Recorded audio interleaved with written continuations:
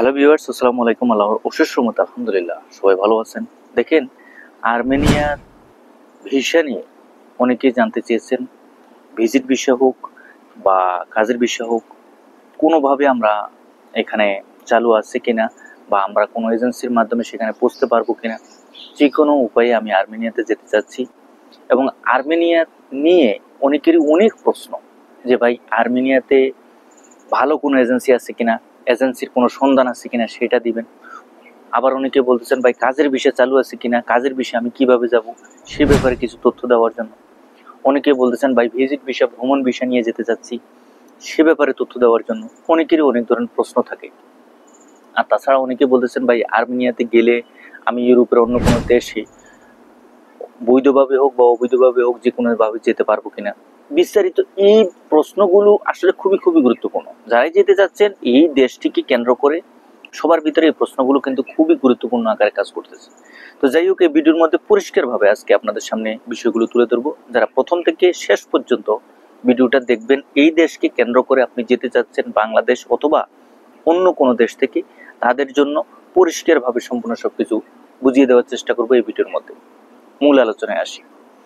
দেখেন, আর্মেনিয়া আসলে ইউরোপের দেশ নাকি এশিয়ার দেশের ভিতরে, মানে এশিয়া মহাদেশের ভিতরে যে সমস্ত দেশ রয়েছে তাদের ভিতরে একটি। আমরা যদি সরেজমিনে একটু দেখি, আর্মেনিয়া আসলে কিন্তু ইউরোপের কোনো দেশ নয়।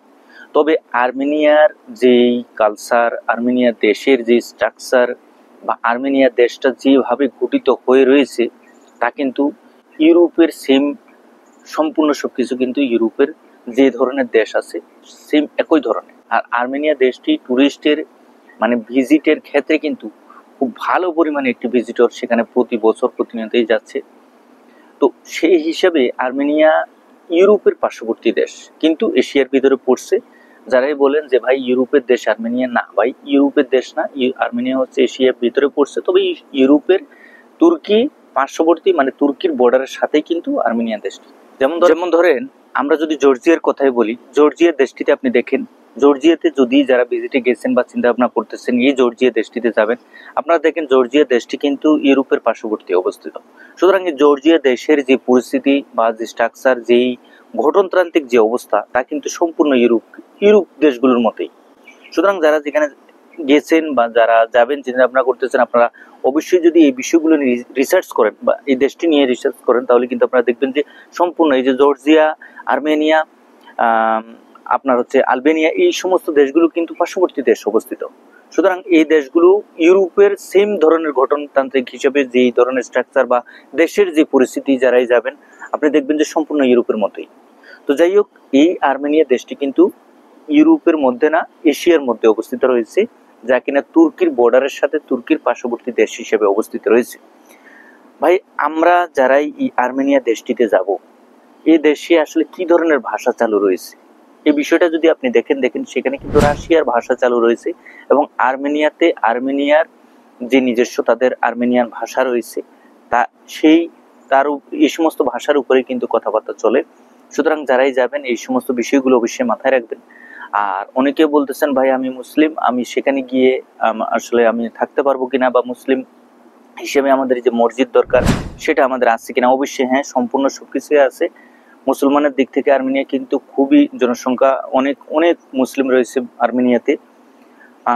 আপনারা যদি খাওয়ার দিক থেকে হালাল ফুড বা এটা সেটা সম্পূর্ণ সবকিছুর দিক থেকে যদি চিন্তা ভাবনা করেন, অবশ্যই আপনি সেখানে গেলে সম্পূর্ণ সবকিছু পাবেন। এখন বিষয় হচ্ছে, আমি স্ক্রিন রেকর্ডের মাধ্যমে এই ভিডিওর মধ্যে আপনাদের সামনে একটি ফুটেজ তুলে ধরবো, যা কিনা দেখলে আপনি বুঝতে পারবেন যে আর্মেনিয়াতে আপনি গেলে কিভাবে আপনি ইউরোপে প্রবেশ করতে পারবেন বা আসলে প্রবেশ করা যাবে কিনা। বিভিন্ন বিষয়বস্তুগুলো আপনারা স্ক্রিন রেকর্ডের মাধ্যমে বুঝিয়ে দেওয়ার চেষ্টা করব। দেখেন, এখানে আর্মেনিয়ার যে দেশটি রয়েছে, আর্মেনিয়ার দেশের পাশেই কিন্তু আজারবাইজান এবং জর্জিয়া দেশটি অবস্থিত। আপনারা এখানে দেখতে পাচ্ছেন খুব সুন্দরভাবে আজারবাইজান এবং জর্জিয়া। তাহলে এই যে আর্মেনিয়ার দেশটির বর্ডারের পাশে আজারবাইজান এবং জর্জিয়া দুটি দেশ রয়েছে, এই বিষয়গুলো অবশ্যই আপনারা মাথায় রাখবেন। পরবর্তীতে আমরা যদি ডান দিকে একটু দেখি, ডান দিকে দেখলে আপনার কোন কোন দেশগুলো আসলে অবস্থিত রয়েছে। মূলত এখানে দেখেন স্পষ্টভাবে দেওয়া আছে, ইরান রয়েছে, তুর্কমেনিস্তান, উজবেকিস্তান এবং আফগানিস্তান। মূলত এই সমস্ত দেশগুলো কিন্তু এই পাশে অবস্থিত। পরবর্তীতে আপনি একটু লক্ষ্য করবেন, আপনি যদি অন্য দিকে যান তাহলে দেখবেন এখানে আরো অনেকগুলো দেশ আছে যে আর্মেনিয়ার পার্শ্ববর্তী দেশে কিন্তু আছে। এখানে দেখেন এই যে সুন্দর করে দেওয়া আছে স্পষ্ট ভাষায় যে আপনার এখানে তুর্কি দেওয়া আছে।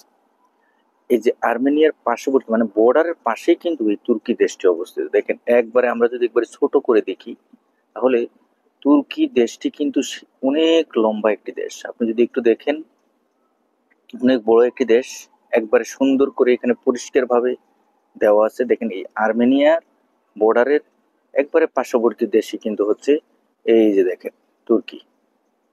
সুতরাং এই আর্মেনিয়া দেশটির যাওয়ার মূল উদ্দেশ্য যারাই যাচ্ছে সবাই চেষ্টা করতেছে যে আর্মেনিয়া থেকে তুর্কিতে প্রবেশ করা।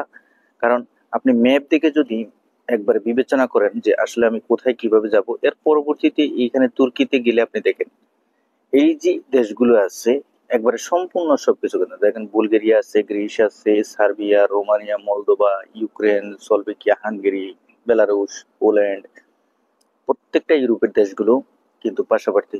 মূলত তুর্কি তো ইউরোপেই। তার পরবর্তীতে আপনি যদি এই সমস্ত দেশে আপনি বসবাসও করেন কোনো ধরনের কোনো সমস্যা নেই।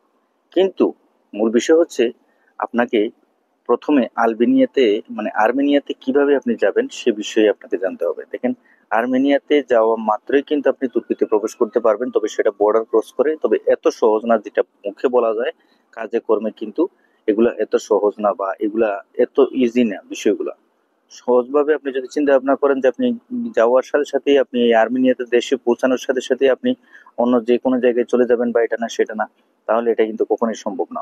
অবশ্যই আপনাকে বর্ডার গুলা ক্রস করতে, আপনি যেদিকে যান আপনার বর্ডার গুলা কিন্তু ক্রস করে আপনি নিজেকে ঝুঁকির মাঝে ফেলে রেখেই কিন্তু আপনাকে অন্য দেশে পৌঁছতে হবে। আশা করি বিষয়গুলো আপনারা বুঝবেন, জানবেন, শুনবেন। ধন্যবাদ। এই স্ক্রিন রেকর্ডের মধ্যে যে বিষয়টা সম্পূর্ণরূপে পরিষ্কারভাবে তুলে ধরা হয়েছে আপনারা দেখতে পাচ্ছেন যে তুর্কির সাথেই কিন্তু আর্মেনিয়া দেশটি অবস্থিত এবং তুর্কি অনেক বিশাল বড় একটি দেশ। এর বর্ডারের সাথে কিন্তু বিভিন্ন দেশের অবস্থান রয়েছে, তার মধ্যে আর্মেনিয়া হচ্ছে একটি। এই আর্মেনিয়াতে গেলে আপনি তুর্কির বর্ডার ক্রস করে তুর্কিতে প্রবেশ করতে পারবেন, তবে সেটা সময় সাপেক্ষ। এই ভিডিওর মধ্যে আমি আপনাদেরকে বলতেছি না যে আপনি গেলেই সেখানে প্রবেশ করতে পারবেন বা এটা না সেটা না। যারাই অবৈধভাবে যাচ্ছে বিভিন্ন ভাবে সেখানে গিয়ে অবৈধ পন্থা অবলম্বন করে কিন্তু বিভিন্ন ইউরোপের দেশগুলোতে প্রবেশ করতেছে।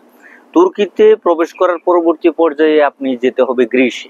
গ্রিস থেকে আপনি ইতালি বা বেলজিয়াম বা আপনি বুলগেরিয়া, রোমানিয়া এই সমস্ত সেনজেনভুক্ত বিভিন্ন দেশগুলোতে আপনি প্রবেশ করতে পারবেন, তবে সেটা সময় সাপেক্ষ এবং আপনার জীবনের ঝুঁকি নিয়ে। সুতরাং এই অবৈধভাবে একটা দেশ থেকে অন্য দেশে যাওয়া এটা কখনোই মানে বোধগম্য নয়।